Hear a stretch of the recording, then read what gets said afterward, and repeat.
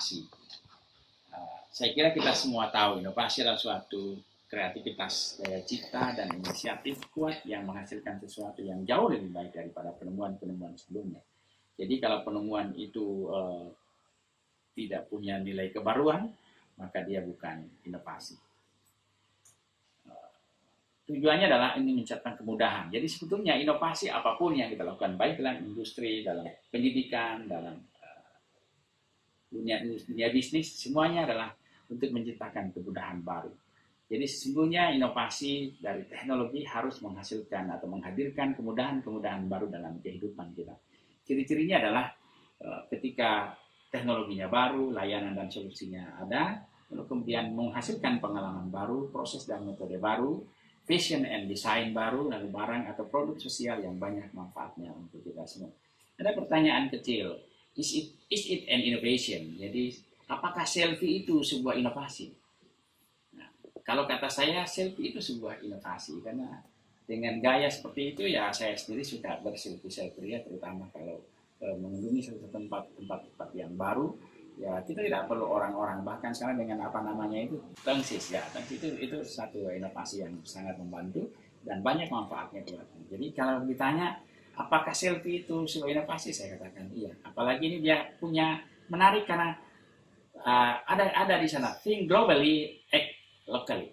Saya kira ini sesuatu yang baik sekali, satu istilah yang baik sekali bahwa kita berpikir global, tetapi kita dalam kehidupan dan keseharian kita itu lokal. Makanya kita mengapresiasi moderator kita hari ini menggunakan pakaian adat, demikian juga dengan panitia-panitia yang lain. Apa itu inovasi pembelajaran?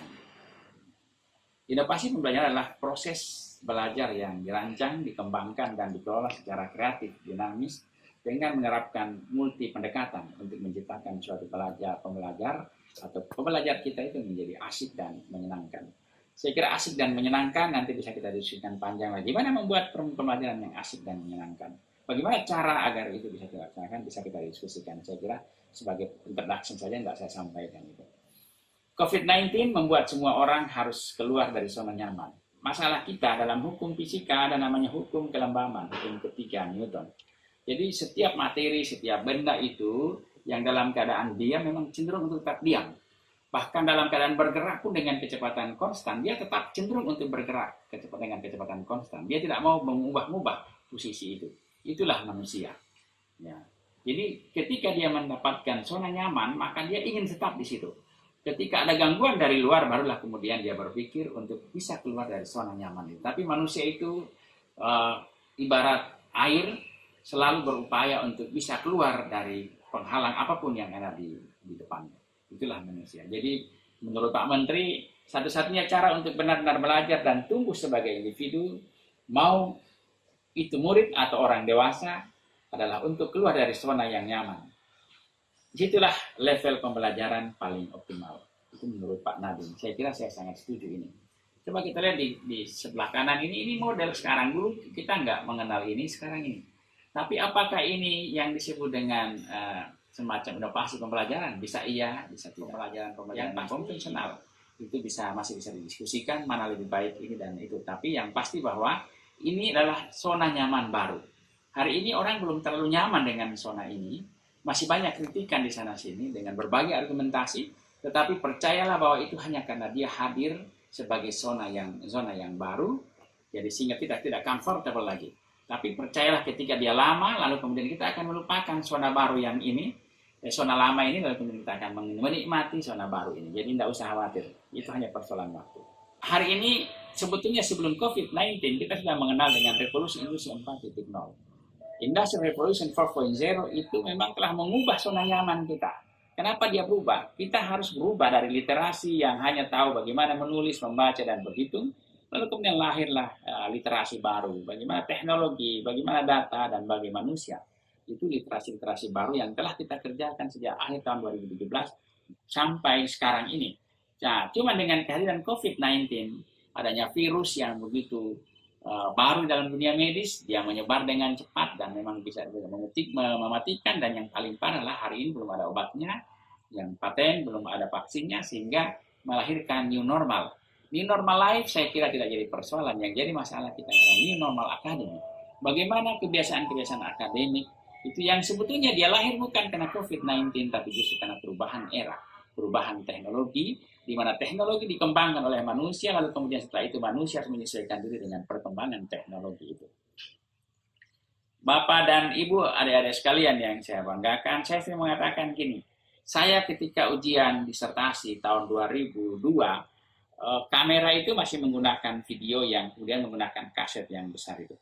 Kita tidak pernah menduga bahwa kalau hari ini tidak banyak orang yang menduga. Kalau saya tidak menduga waktu itu karena saya bekerja di bidang teknologi film, bahwa hari ini barang itu sudah tidak ada lagi. Dulu kita menggunakan kamera Kodak yang menggunakan roll, sekarang ini roll kita menjadi unlimited. Karena kalau udah penuh memori tinggal dihapus lalu dipakai lagi. Itu teknologi yang berkembang sangat cepat. Nah, hari ini perkembangan itu menjadi sangat lebih cepat lagi, bahkan kehadiran COVID-19 untuk menjadi acceleration, menjadi akselerator untuk mempercepat penerapan teknologi. Sekarang ini sehingga kita harus mengubah mindset, mau atau tidak harus berubah. Center of knowledge, guru itu ya seperti itu, dosen seperti itu dulunya. Tapi kan sudah lama kita dengar bahwa dia hanya menjadi fasilitator pembelajaran. Kita dulu selalu berharap bahwa memang guru menjadi super body.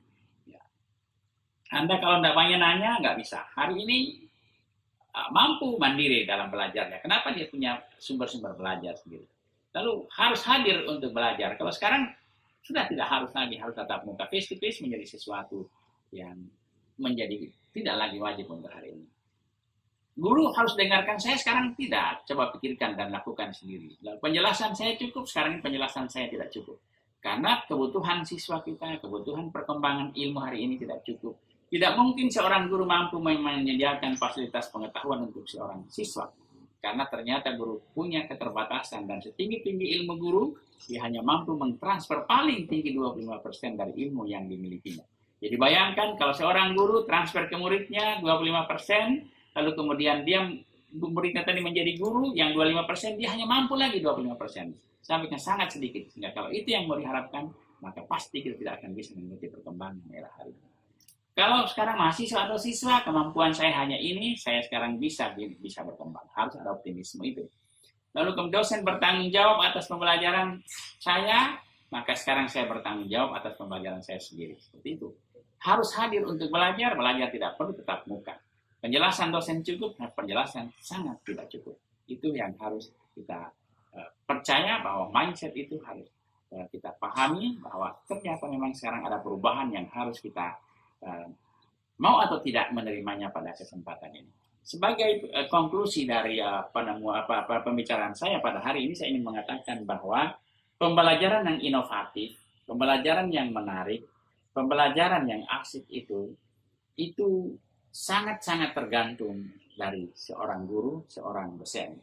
Jadi mengajar, mendesain pembelajaran, baik dari segi model, strategi, metode, tekniknya bahkan itu sangat tergantung dari daya seni yang dimiliki oleh seorang guru. Dia boleh mencari pengalaman seperti seminar pada hari ini, tapi ingat ini hanya semacam sharing experience. At the end, di kelas itu adalah guru itu sendiri yang harus perform dengan karakternya sendiri. Dia yang hanya bisa mengolah apa yang pernah dia lihat, yang pernah dia dengar, lalu kemudian ketika implementasi di kelas, implementasi dalam pekerjaannya sangat-sangat tergantung dari habitnya, sangat-sangat tergantung dari karakternya, dan sangat-sangat tergantung dari seni yang dimilikinya. Saya kira itu yang ingin saya sampaikan pada kesempatan ini. Terima kasih. Semoga ini menjadi pemantik untuk berpikir, lalu kemudian untuk belajar sendiri, belajar lagi dari tempat lain, dan boleh untuk kita diskusikan pada hari ini atau pada kesempatan yang lain. Terima kasih. Wassalamualaikum warahmatullahi wabarakatuh.